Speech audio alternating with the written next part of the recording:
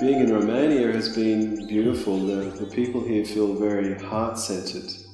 And while I've also noticed this very heart-centered people, I also have been feeling this deeper level of tension and this deeper level of stress and fear in the body. There's a low-level fear that seems to be active a lot in people in Romania. Maybe, and I think it's due to a lot of the things that have happened in the past and, the intense times during communism, etc., that haven't fully been resolved, so they're carrying this, and they're, as generations are being born, it's this genetic memory and genetic stress is being passed through the lines, through their lineages.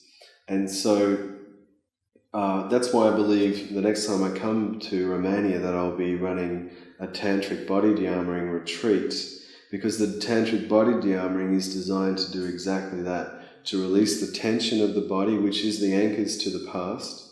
So our muscular system holds tension from 10, 20, 30, 40 years ago, which essentially makes it a connection to our past experiences. And it also holds our unresolved emotional issues in state, in a place within our unconscious.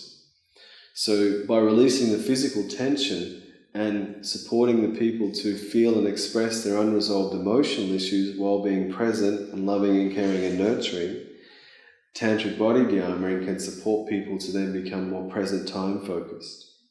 And so my sense is that even though the Romanian people that I've met seem very heart-centered and there's a sweetness about them, there is this deeper level in the unconsciousness that needs to release a lot of fear.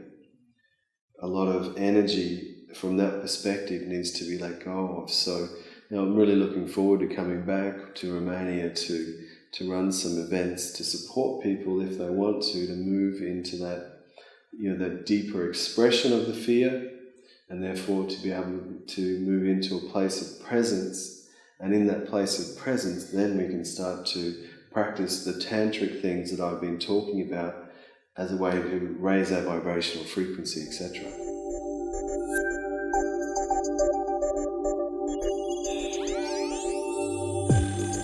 To me, the intuition is a deeper level of consciousness. It's a vibrational experience within the body.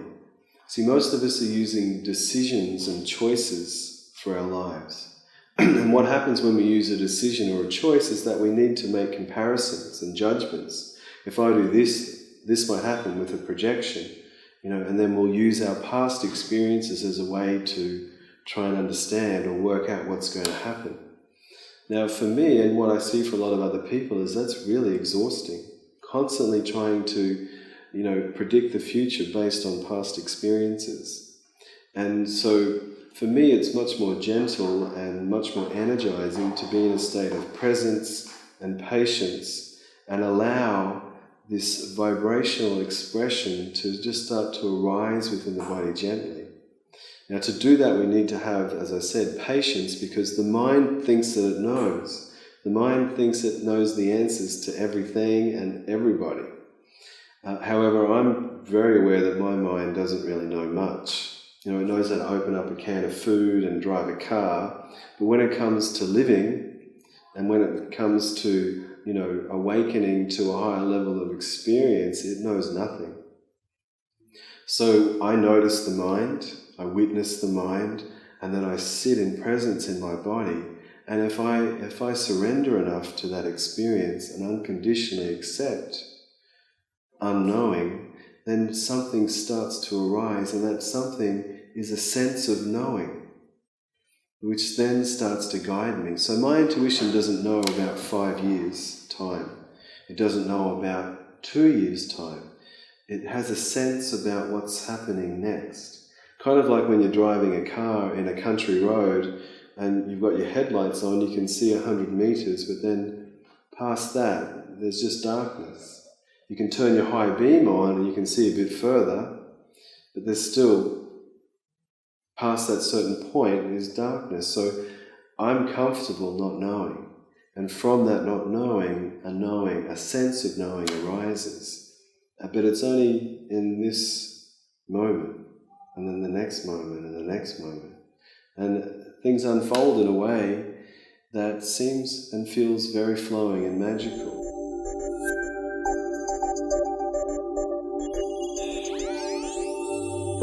So learning to get comfortable feeling uncomfortable is an essential part of learning how to connect with our intuition.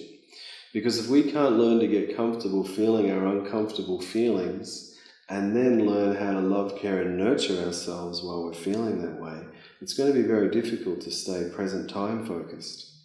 So most of us, because we were never taught how to love, care and nurture ourselves when we're feeling uncomfortable, we go into control, avoidance, manipulation strategies with our external environment and the people in it, and also with ourselves, as a way to try and avoid these uncomfortable feelings, which is exhausting and disconnects us from this deeper level of intuitive consciousness that is within our bodies.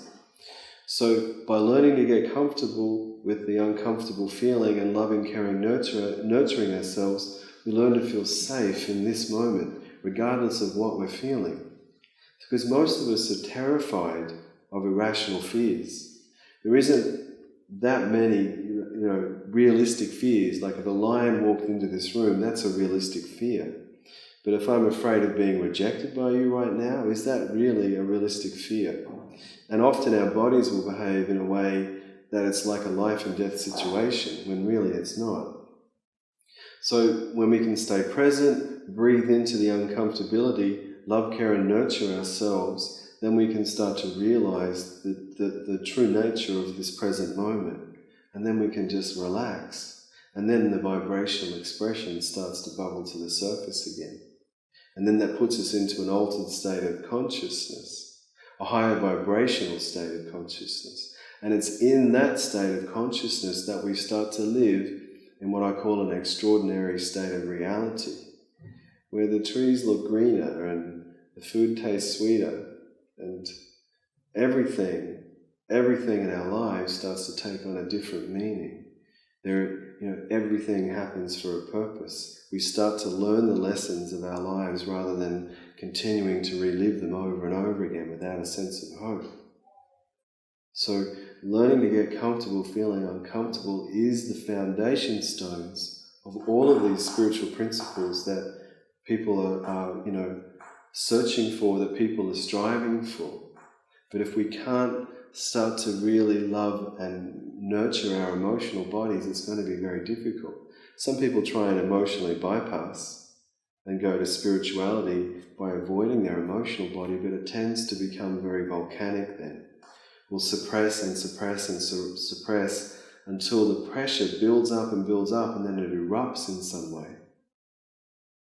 So if we can learn how to move out of our emotional states, and when I say emotions, I mean an accumulation of unresolved issues from our past that we bring into the present and project into the future, if we can learn how to be present and feel and express our feelings that relate to right here and right now, then we start to release our emotional states. And we start to carry less emotions with us because we're feeling and expressing in each moment. See, most of us repress our feelings and then 6 months later they're unresolved and become an emotion that we carry around with us for the rest of our lives sometimes. When I ask people, is that how you want to live? Most people say no, but continue to behave in a way that supports that experience to be maintained. So being very present means allowing ourselves to feel and express in this moment, and then we can let go and stay present. We don't have to then get held by our emotional states of the past.